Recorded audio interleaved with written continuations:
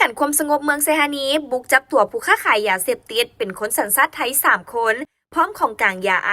118กิโลกรัม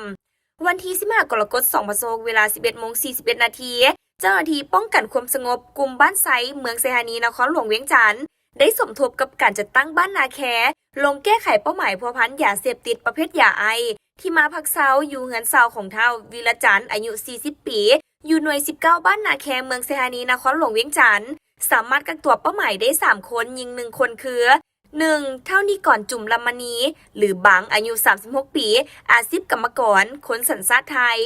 2. เท่านันนทัศน์ภูศรีพงษ์อายุ25ปีอาชีพกรรมกรสัญชาติไทย 3. นางภัทรศิลป์ลุ่งสว่างอายุ27ปีสัญชาติไทยปัจจุบันทั้ง3คนพักเซาอยู่บ้านนาแคเมืองไซฮานีนครหลวงเวียงจันทน์พร้อมของกลางยาไอ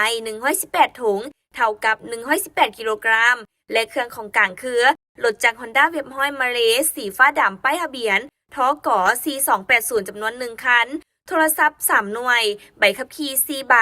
หนังสือผ่านแดน2หัวใส่คอสีเหลืองคล้ายคือคำ1เส้นตุ้มหูสีเหลืองคล้ายคือคำ1คู่แหวนสีขาวคล้ายคือเงิน4วงบัตรประจำตัวไทย1บาทและบัตรสแกนจ่ายงวดรถ1บาทปื้มสมโนควัน1หัวปัจจุบันคดีดังกล่าวอยู่ในขั้นตอนการสืบสวนสอบสวนตามวีซ่าเฉพาะของเจ้าหน้าที่แผนกตำรวจกองบัญชาการป้องกันความสงบเมืองไซฮานีเพื่อขยายผลหากลุ่มแก๊งและผู้ร่วมขบวนการมาลงโทษตามระเบียบกฎหมายอย่างเข้มงวด